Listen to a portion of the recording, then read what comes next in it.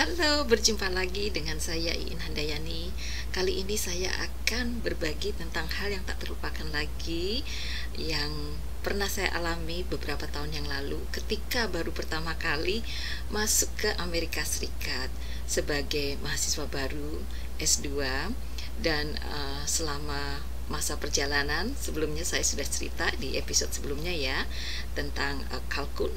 Nah, sekarang saya akan bercerita tentang masih sekiputaran tentang makanan, yaitu kami berombongan seringkali pergi ke restoran ya, ke restoran fast food, karena kan di Indonesia saat itu kalau ke fast food kan sangat mahal.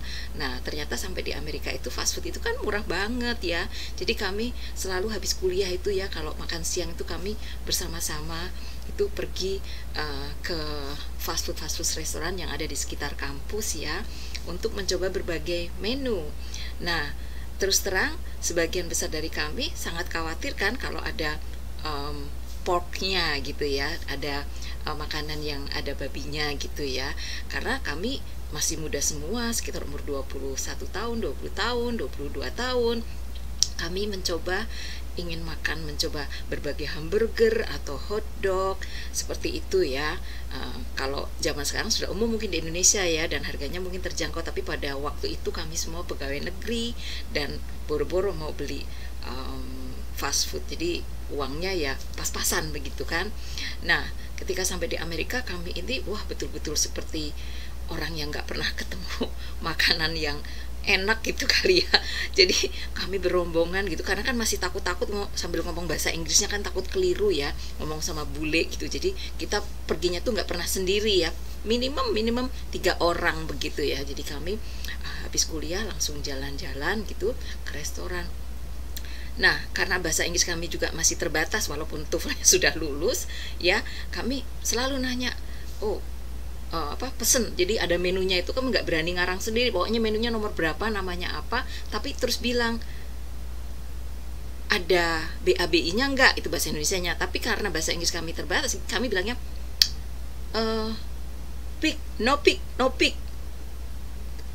Orang bulenya kan bilang maksudnya apa gitu, so pardon, no pick, no pick.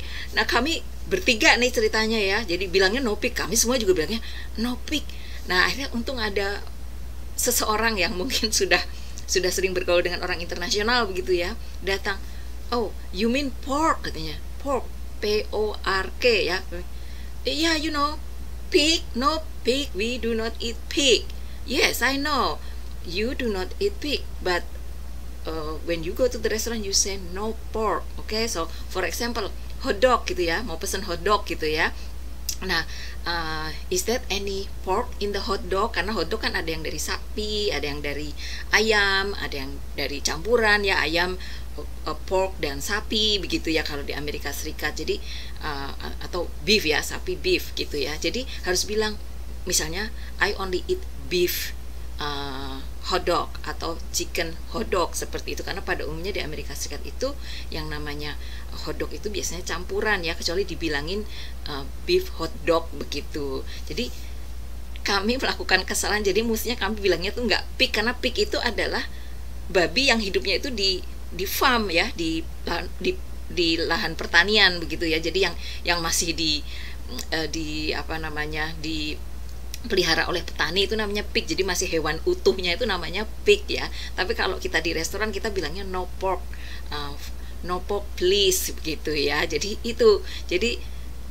lagi-lagi ya, lulus TOEFL itu tidak menjamin bahwa kita bisa berkomunikasi dengan baik sesuai dengan yang umum di situ. Jadi yang saya pelajari di situ dan juga teman-teman tersebut adalah ketika kita datang ke Amerika Serikat, kita bisa belajar lebih banyak lagi tentang hal-hal yang umum yang dipakai sehari-hari oleh masyarakat ya. Jadi misalnya bahasa gaul misalnya seperti itu ya, berbeda bahasa gaul misalnya di daerah Texas akan berbeda dengan New York gitu ya, seperti halnya di Indonesia ya, bahasa gaul di Jakarta dengan bahasa gaul di Jember atau mungkin di Yogyakarta different gitu ya. Even kalau di daerah Bogor atau Jakarta ngomong saya aja kan biasanya kita semua ngomongnya gue lu begitu. Tapi kalau misalnya kita ke daerah Yogyakarta atau daerah Semarang, kita ngomongnya mungkin saya atau aku, seperti itu. Ya, jadi itu tadi pelajaran yang tak terlupakan yang harus kami tempuh waktu itu bersama teman-teman dosen-dosen muda. Jadi untuk teman-teman yang waktu itu pergi bersama dengan saya, semoga masih ingat ceritanya. Sampai bertemu lagi di episode mendatang. Jangan lupa subscribe, like, and share ya. Sampai bertemu lagi. Bye-bye.